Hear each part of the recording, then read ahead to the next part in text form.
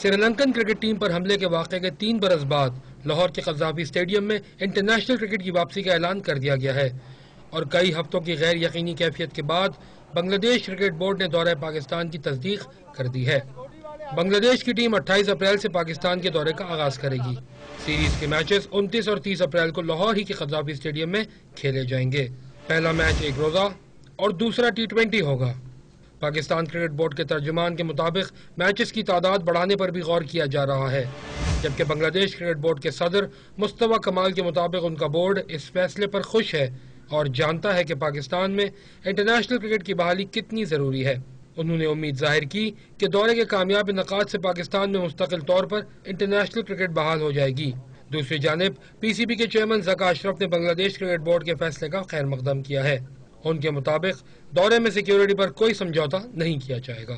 ادھر ICC کی governing body کا کہنا ہے کہ دورے کے لیے میچ آفیشلز بھیجنے یا نہ بھیجنے کا فیصلہ سیکیورٹی پلان دیکھ کر کیا جائے گا۔